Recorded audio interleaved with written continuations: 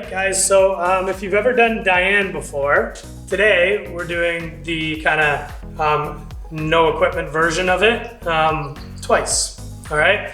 But we're gonna rest for a few minutes between each Diane. So Diane is 21, 15, 9 deadlifts and handstand push-ups.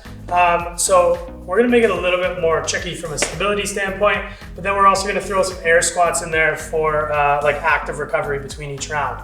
All right, so how we're gonna run through is gonna 21 Romanian deadlift reaches, 21 feet elevated piked deficit handstand push-ups.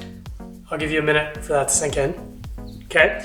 And then we're gonna do 21 air squats. All right, then we're gonna go 15, 15, 21, 9, 9, 21. All right, I know this is gonna be written somewhere on your screen, but it's good to get a verbal kind of explanation of that one because the air squats stay at 21.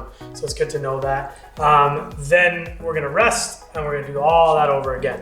Okay, so try to go fairly decently hard in the first round, like go, don't hold back, and then give yourself like a competition give yourself something to beat in that second time you do it. Like we get the opportunity to compete against ourselves today, and that's pretty cool.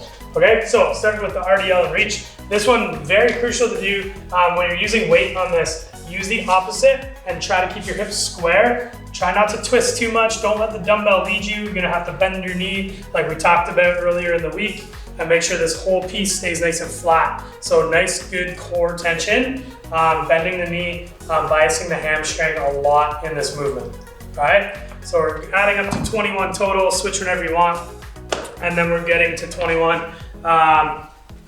Feet elevated, piked, handstand push-ups, touching the top of our head, and we're gonna start and finish in that head through position. So ears just ahead of the biceps, nice straight line from hip to hand, and then creating that tripod in the bottom in that deficit. Really make sure you squeeze those elbows in, create that tension, create that torque in the shoulders.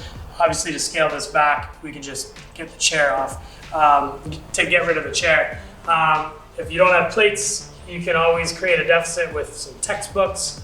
If you're not a student and you don't have textbooks just kicking around, you can find some flat stuff around and try to be creative if you need a deficit, all right? Then our air squats, just get a nice good tempo. The thing about the air squats, every time we hit rep 18, we should be ready to start those RDL reaches like right away. So hit 18 and then make sure we're thinking about getting into it so that at the 21st rep, we can get right back into it, no rest, because the air squats are our rest. So we're gonna have to pay attention to tempo, slow it down or speed it up based on your recovery.